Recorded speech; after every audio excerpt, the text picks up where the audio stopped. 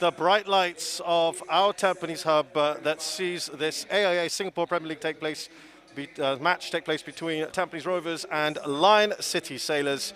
This, of course, is a game that is in hand for LCS and one in which they must win to keep the pressure on Albrechts Niigata, because this is how the table looks. Remember, Lion City Sailors drew with Albrechts Niigata just a few days ago, and that means they're now 5 points behind, though they have got that game in hand, as mentioned. A win today would mean the gap is down to 2 points. Tampines Rovers know even a point here can secure a top 4 place.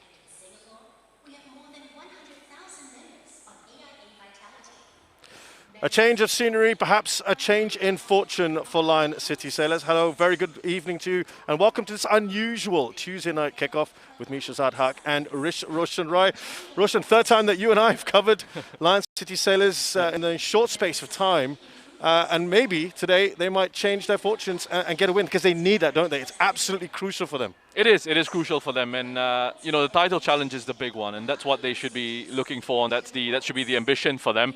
But also, obviously, there's AFC Champions League spot, second position, if the best placed local team, if they can secure that here with a win, that will be one of the targets as well. But I think for them, the main one, and it's something that they've spoken about, is going after that SPL title, and it will be a disappointment. The players themselves have said it will be a disappointment if, with all that investment that's gone into the squad, with all the quality that they have in the squad, if they don't go on and win the title, it will be a huge disappointment for them. So after that result against Albrechts, it's out of their hands now, but they do what they can do. They control the controllables, and they need to pick up 3 points here to keep that pressure on the league leaders. I'll talk to you a bit about the mindset in just a short while. Let's have a look at the lineups for today's match.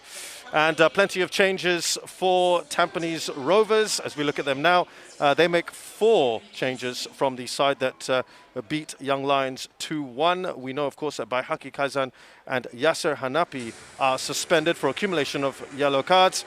Ryan Sanizal went off injured, so their defense is ripped out in a way. Madu Mahana comes in, as does Iman Hakim. Armin Bosniak also starts today, and Daniel Bennett returns to the starting 11. Mark Ryan Tan is on the bench.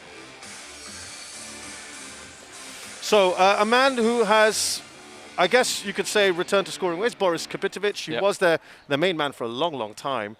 But he's got back to scoring, and that's important for Tampines Rovers. It is incredibly important. 16 goals, 3 assists for Boris Kapitovic this season, and at times he's had to be that player who almost has to do it himself in certain situations, for them. And he's key, and he's going to be key for them. Memedovic as well, another who has been very impressive for me over the last few seasons or so, since he's been with Tampines. I love that. He's so good on the ball, fantastic technical qualities. He's got an eye for a pass, and he gets himself into good goal-scoring positions as well. I think he's got 6 goals, 8 assists, if I'm not mistaken, this season for Tampines Rovers. And he's got that characteristic about him as well. You look at him and he's okay. At times, some pundits might look at him and think he's having too much of a moan at his teammates when he doesn't get the ball. But sometimes that can be a sign of a player who's hungry and's got a desire to try and make things happen. And I feel that he's absolutely got that trait about him in terms of wanting to contribute to the side, wanting to create chances, wanting to get goals for them, and try and help them along in terms of picking up those wins. For Lion City Sailors, they have one enforced change. It's a big miss for them as well. Remember, in the previous match, they lost Stipe Plazibat, their striker. Now at the back, at the heart of defense, Georges Felipe. Remember, he limped off the crucial juncture in that last game against Albrechts Niigata. So Amrul Adli, who deputized for him in the last game, is the one who starts today. And again, to note, Diego Lopez is on the bench. Well, what do you make of that lineup then? And the fact that Harris now is a senior defender here. Yeah, look, ever since he's come in, I think he's looked very steady, stable in central defense. And I think he had a really good game against Albrechts the last time out. It was just unfortunate, towards the end there, that they conceded that goal, and really missing Georges Felipe, in those positions with the balls coming in. Aerially, he's such a threat, and he's a goal threat as well, Georges Felipe. But Harris, for me, he comes in, he's got those leadership qualities. He's touched on the fact that players have spoken to him about playing in the Champions League and how, you know, they were disappointed with that result, but it's just got to look forward now and try and pick themselves up. And for Song Hee-yong, we can now call this an all-local side, right? Yes. The starting 11 is all Singaporean, Absolutely. thanks to him getting his citizenship recently. He's going to have to fill in up front for Stipe Plazibat, and he did a good job the last time out against Albrechts as well. You know, in terms of the system of play that they've got with the centre forward just dropping off to link up with his midfielders, and he drops into deeper areas, and that tends to drag that defensive line along with him as well. And then we see, you know, with Lion City Sailors, who have the pace to then get in behind the likes of Fares, the likes of Gabriel, the likes of Heikel, across those wing positions, across those wider positions, and to get in behind those situations where Song does drop off to try and link the play for them. Now, as far as Tampines Rovers are concerned, of course, they finally broke their duck. Remember, their last win in any competition was back in May of this year. And Roshan, they did it, but it was kind of scrappy. Wasn't the best win, but a win's a win, right? Yeah. Look, when you're struggling, as Tampines are, this is what, their first win since the 15th of May. Yes. Incredible stuff. Look, you're just about getting across the line. And the thing for Tampines, for me, is I know it's easy to sort of slam them. And the only things that will matter are results at the end of the day. The professional level, people are going to look at the results and they're going to say, yeah, it's been absolutely horrendous. And it has on that front. But there have also been a few encouraging moments. You know, if you actually watch their games, forget about the defensive deficiencies that they've got, they do create opportunities. And I think one of the things that has actually affected them quite a bit in this run is the fact that at times they haven't really taken those opportunities at the key moments, at the right moments. And again, coming back to those defensive deficiencies, there are issues at times with even things as basic as body shape on a counter-attack. You know, in terms of there's no pressure on the ball, but they're all standing sort of square on rather than side, ready to sort of run in behind and be on the turn in those situations. So those are a few issues they have on the defensive front. But in terms of their play still on the ball, I think they do create opportunities. They just haven't been able to really kill those opportunities off and take those chances. And then it almost seems like whenever the opposition has a chance against them, it seems like, you know, every time the opposition has a chance, they score those goals. And then that affects the mentality and the psychology of the players going forward, because you're then thinking, no, not again, it's happening again. So it's really crucial that they won that match.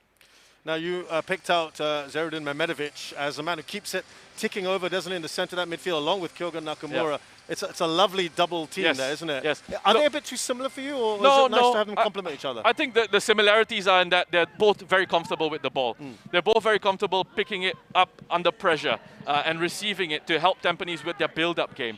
But otherwise, you know, Mehmedovic likes to operate a little bit further forward, and he can be a bit more of a threat in those situations. Whereas Kyogen Nakamura, yes, he can carry the ball through the lines with his dribbling ability, but he tends to be the one that just holds his position a little bit and links up with the defenders in terms of that initial phase of the build-up.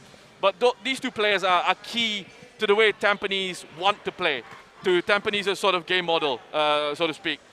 You know, they wanna try and open teams up. They want to try and impose themselves with their possession-based game. And their play, and carve teams open, draw them out towards them, draw out that press before trying to link it through, break that press and find spaces in behind. Nakamura is a player that I've really enjoyed watching. Mehmedovic, another one. These two are very good technical midfielders in those positions, and you know, with Mehmedovic as well, adding to chance creation and goal scoring. Talking of goal scoring, Taufik Suparno has played quite a key role for Tampines Rovers this season. He's come off the bench on 5 occasions and scored for them.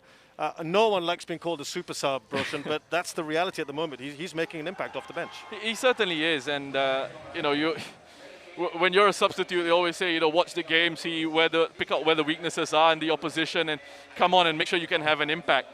And it's been brilliant that he's been able to sort of come on off the bench and score those goals. He must be wondering now, well, when am I going to start starting matches and you know, getting more minutes under the belt? Yeah. But I mean, the fact that he's got, you know, coming off the bench and sort of very few minutes in the league, and yet he's scoring all the goals that he's been scoring and creating those opportunities for his side.